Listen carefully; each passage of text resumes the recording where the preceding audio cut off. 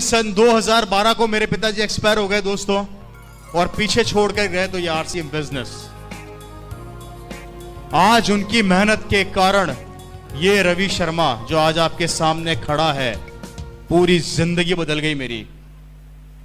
आज मेरी life style बदल गई। मेरी कॉलोनी का सबसे बड़ा बंगला मेरा है। हेलो, मेरी कॉलोनी का सबसे बड़ा बंगला मेरा है आरसीएम के कारण। मेरी कॉलोनी की सबसे लंबी कार मेरे पास है आरसीएम के कारण।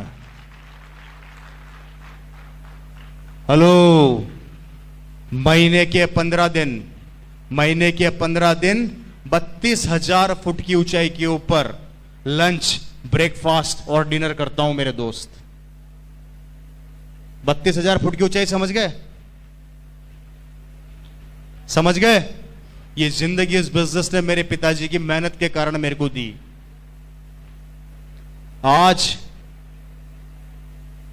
जब अपनी कॉलोनी से अपनी लंबी कार लेके निकलता हूं तो पड़ोस वाले अंकल अपने बेटे को थप्पड़ मार के बोलते हैं कि तूने जिंदगी में क्या किया, इस रवि को देख कितनी लंबी कार में घूम रहा है।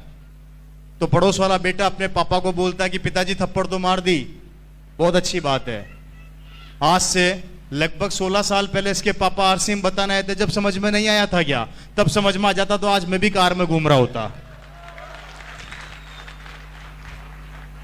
इस बात से यह समझाना चाहता हूं कि आज अगर आरसीएम समझ में आ गया तो भविष्य में आपका बेटा कार में घूमेगा। लेकिन अगर आज आरसीएम समझ में नहीं आया तो याद रखना, किसी की लंबी गाड़ी देखोगे और अपने बेटे को यही कहोगे कि तेरे पापा के पास भी आरसीएम आया था, तेरे पापा ने नहीं किया, उसके पापा ने कर लिया, आज उसकी जिंदगी बदल गई, वो लंबी कार में घूम रहा है। मेरे भाई, ये आज मेरी कॉलोनी के अंदर होता है। मेरी कॉलोनी का सबसे बड़ा बंगला मेरा है, सबसे लंबी गाड़ी मेरे पास है। जिंदगी बदल के रह गई, लेकिन आज पड़ोसी वही काम कर रहा है जो पिछले 16-17 साल पहले करता था। आज भी नौकरी पर जाता है और नौकरी से आता है, और हम 15 दिन काम करते हैं और 15 दिन आराम करते हैं। यह है आरसीएम बिजनेस की ताकत, जो आपकी जिंदगी को बदल के रख देती है मेरे दोस्त। बताइए, डिसीजन लेना चाहिए या नहीं लेना चाहिए? काम करना चाहिए या नहीं करना चाहिए? नहीं करोगे तो करोगे क्या? आप बता दो। आरसीएम नहीं करोगे तो क्या करोगे? जो कर रहे हो वही करोगे, राइट? और जो कर रहे हो उससे जिंदगी बदलती है, तो मैं खुद कहता हूं आरसीएम मत करो। लेकिन अगर उससे जिंदगी नहीं बदलती है तो मैं कहता हूं कि आरसीएम कर लो। खोने के लिए कुछ नहीं है, पाने के लिए बहुत कुछ है। आपको करोड़ों रुपए नहीं लगाने, आपको अरबों रुपए नहीं लगाने, आपको कुछ भी नहीं लगाना, आपको डिसीजन बदलना है। मेरे दोस्तों, बचपन से हल्दी, धनिया, मिर्ची, तेल खाते आ रहे हैं। बचपन से हमने खरीदा, हमारे से पहले हमारे दादा ने खरीदा, उनके परदादा ने खरीदा। आज तक जो भी सामान खरीदते आ रहे हो, किसी न किसी को करोड़पति बनाते जा रहे हो। सही कह रहा हूं या गलत कह रहा हूं जी? कहां से लेके आते हो सामान? बाजार से। थोड़ी सी पिक्चर दिखाता हूं, थोड़ी सी ध्यान से देखिएगा। इसको आगे आ जाएगा एक बार, इसको आगे ले आइए। भैया, नींद तो नहीं आ रही है आप लोगों को? बात समझ में आ रही है कि नहीं आ रही मेरी? हेलो, आपको इसका थोड़ा सा मार्केटिंग प्लान समझाने की कोशिश कर रहा हूं, ध्यान से देखिएगा। बड़ी प्यारी चीज है। आप लोगों को यह बताया गया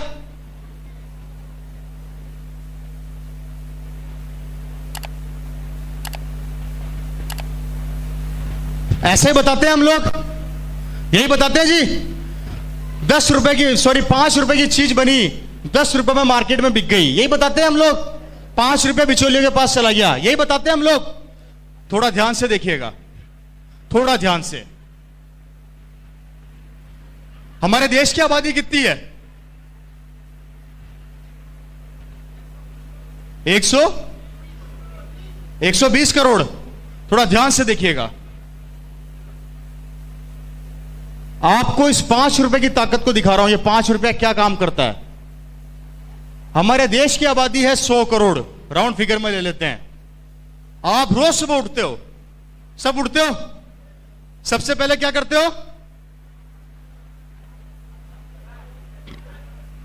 ब्रश। कहां से लाते हो? मार्केट से, बाजार से कितने रुपए का आता है? 20 रुपए का आता होगा। हेलो, 20 रुपए का आता है जी। 20 रुपए का ब्रश आप लोग सब रोज सुबह उठते हो और बाजार से लेके आते हो। आपने कितना रुपया ज्यादा दिया? 20 रुपए की एमआरपी का ब्रश है, आप बाजार से लेकर आए, आपने कितना रुपया ज्यादा दिया उस ब्रश पे? 10 रुपया। कितना ज्यादा दिया जी? 10 रुपया। थोड़ा ध्यान से देखिएगा, आपने 10 रुपया ज्यादा दिया और 100 करोड़ की आबादी रोज सुबह ब्रश करती है। 100 करोड़ की आबादी इंटू 10 रुपया इज इक्वल टू 1000 करोड़ रुपया हमारी जेब से निकल गया।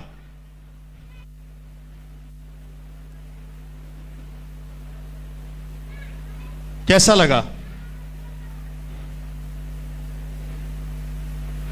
आप ब्रश खरीदा है तो उसके ऊपर क्या लगाओगे? पेस्ट। पेस्ट कहां से लेके आते हो? बाजार से। 30 रुपए का पेस्ट आता है, 15 रुपया ज्यादा दिया और वही 100 करोड़ की आबादी ने फिर ब्रश किया। 15 रुपया इज इक्वल टू 1500 करोड़ रुपया हमारी जेब से फिर निकल गया। कैसा लगा भाई? बात समझ में आ रही है कि नींद आ रही है भाई? है जी? आ रही है ना? कितना रुपया निकला? आप नहाते भी होंगे, साबुन कहां से लाते हो? फिर बाजार से लेके आते हो। मेरी बात को ध्यान से समझना मेरे भाई, हम सुबह से शाम तक कम से कम हजारों प्रोडक्ट बाजार से लेकर आते हैं, जिसका नतीजा देखो क्या होने वाला है। 100 करोड़ की आबादी साबुन बाजार से लेके आती है। अगर 20 रुपए का साबुन आता है तो आपने फिर 10 रुपया ज्यादा दिया, इज इक्वल टू 1000 करोड़ रुपया। इससे आगे नहीं बताऊंगा। अगर सारे दिन की कैलकुलेशन बता दी तो पागल हो जाओगे। आप सिर्फ उठे, आपने ब्रश किया, उस पे पेस्ट लगाया और नहाए, हमारी जेब से पैसा निकला लगभग 3500 करोड़ रुपया। और ये 3500 करोड़ रुपया निकल के इन बिचौलियों की जेब में चला गया, जिसका नतीजा है ये लोग बड़े बड़े बंगलों में रहते हैं, बड़ी बड़ी गाड़ियों में घूमते हैं, इनके बच्चे बड़ी बड़ी स्कूलों में पढ़ते हैं, ये लोग विदेशों की यात्रा करते हैं। गरीबी क्या होती है इन्हें नहीं पता होता। इनके बच्चे बड़ी बड़ी स्कूलों में जाते हैं, ये जिस चीज पे हाथ रखते हैं इनकी हो जाती है। और आप और मैं जो इनको ये करोड़ों रुपया देते हैं, यहीं पे पड़े पड़े सड़ते रहते हैं, मरते रहते हैं, समझौता करते रहते हैं, लोगों के आगे गिड़गिड़ाते रहते हैं, भीख मांगते रहते हैं, रिक्वेस्ट करते रहते हैं, उधार मांगते रहते हैं, लोन मांगते रहते हैं और लोन चुकाते चुकाते एक दिन भगवान को प्यारे हो जाते हैं। यह है हमारे मार्केट का कड़वा सत्य, जिसे हम नहीं समझना चाहते। कैसा लगा?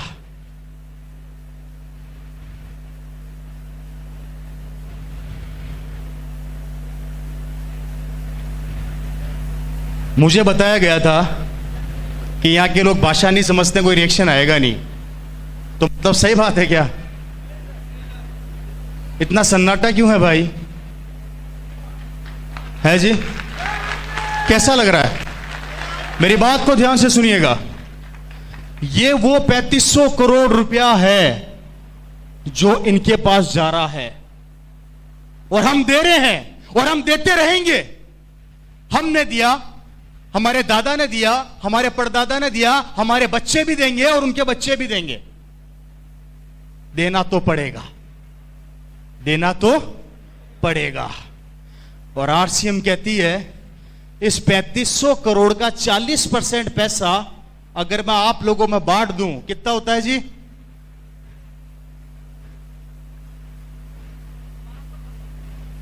राउंड फिगर में ले लेते हैं 1200 करोड़ रुपया।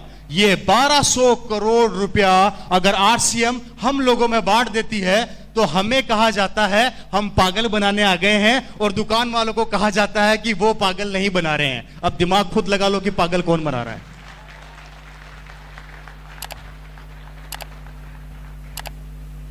पैसा तो जाएगा, इस दुकान से नहीं खरीदोगे तो उस दुकान से खरीदोगे, पैसा तो देना पड़ेगा। और जब देना ही है तो आरसीएम क्यों ना दो मेरे भाई?